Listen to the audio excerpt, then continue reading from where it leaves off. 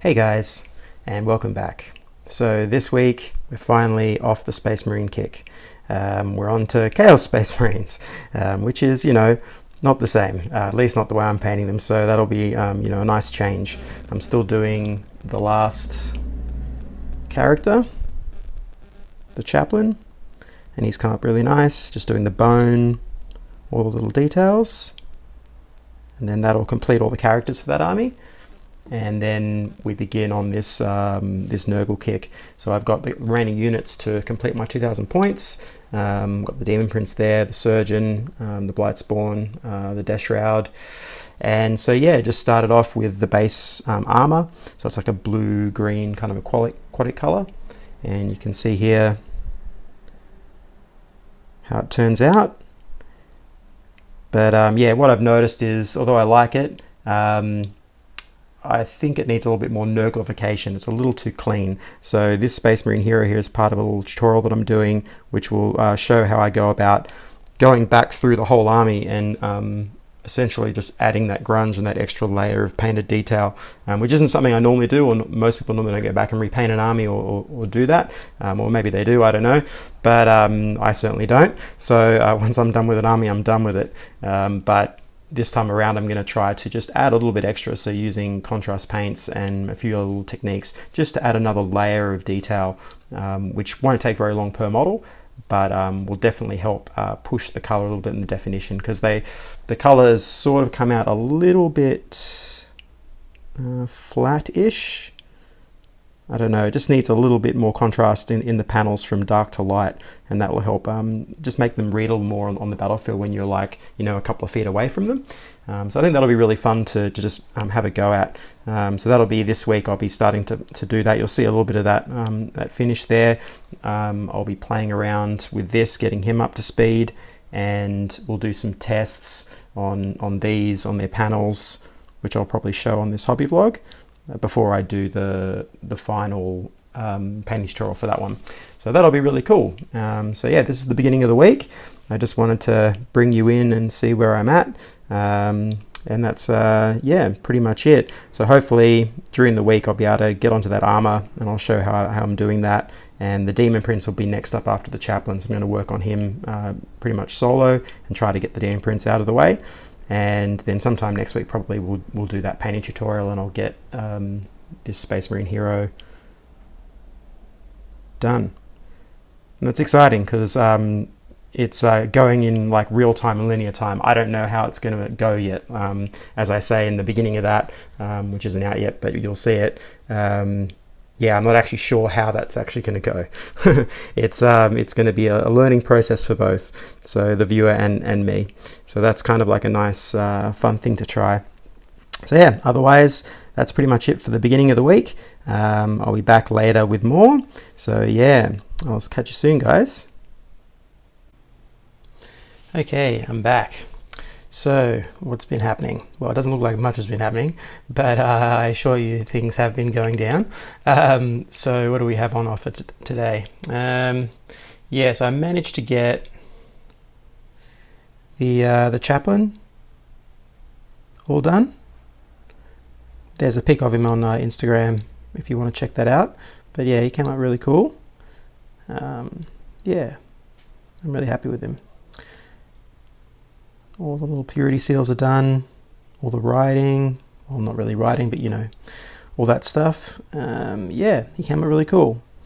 So he can now lead the army, and the Dark Angel Codex is dropping soon, so that's going to be really cool. So what I'm thinking is, for the first time I run these guys, I think I'll run them as Dark Angels, as that was my first army back when I was a little kid. My mate had, what did he have? He had Blood Angels. And so I chose Dark Angels because back then they were like, the Angels of Death or that kind of thing. I guess they still are, but they used to have like the one book, and they were both in that.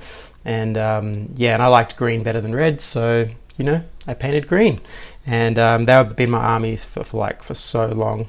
And now this time around, coming back in, I've chosen like a different color scheme, this sort of metal color, but I've still got the bone colors in there and all that stuff, and blacks and things.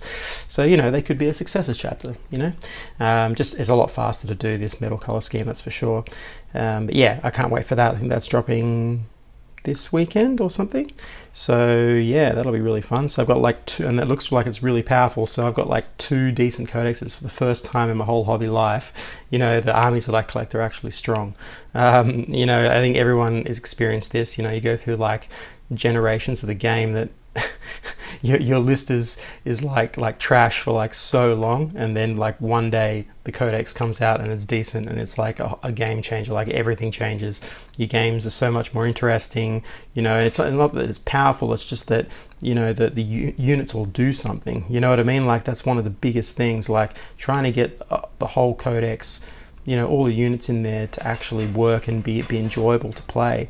It's a really tough thing, and I definitely sympathize with the designers. Like it's really difficult to design stuff like that. I design my own games. If you've checked out Blighted Gods yet, you'll see I've got a card game, and I've got a board game on the way, although that's not on the website yet. And to designing rules and so on to be all encompassing and allow every single thing that's in that game to work and function and be useful is really difficult. There's always something that's going to come to the top and something that's going to go to the bottom, and that's something that you really find when you're designing stuff. So yeah, I can certainly sympathize, but hey, it's cool that they're all really good right now, so that's a really good thing. What else have I done? So we've got the armor started on these guys. Just doing the base layer, and that'll end up like these here. Yeah, so that's cool. And I got a few on the go there. The Space Marine hero, he's got the beginnings of his armor started. And yeah, and so other than that, the things that I can't show is I've got a couple of sculpts on the way, some of my 3D prints. I've managed to get ahead of the game this time, and I've got March's sculpt done, so hopefully I'll be able to show you that once it finishes printing, and that'll probably be how I finish the week. Yeah, I'm pretty happy about that. That's really cool.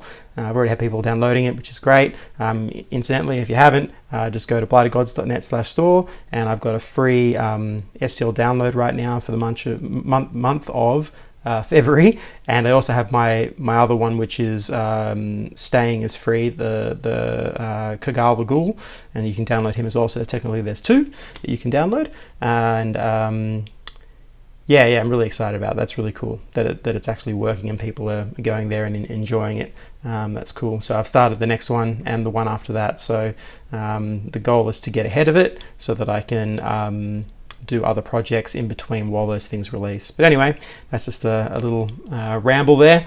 I'll see you soon with hopefully a 3D print. All right, catch ya. All right, I'm back. So yeah, sorry about the noises in the background if you can hear them. I've got like every construction company in Australia working outside my room right now. So sorry about the background noise. Yeah, but here we are. So I managed to do the print. So this is for March, and yeah, I'm stoked. It came out really cool. Details are good. Everything goes together well. Yeah. So he kind of is like I guess another type of ghoul creature, like Kagal, like the first one. So they got these like sort of venom sacs or toxic sacs in their cheeks, and they use that to break down bone and sinew and the meat and so on, like rotting meat, to basically make it digestible. Sort of the way I envisage ghouls is a bit like, like how crocodiles, they'll drag their prey under the water, they'll roll it around, essentially tenderizing it, and then they usually tuck it away underneath, just under the surface of the water, usually at the bank. They'll have like a little sort of I guess recess or a little cave thing that they've dug out, and they'll tuck the meat under there and let it rot a little bit.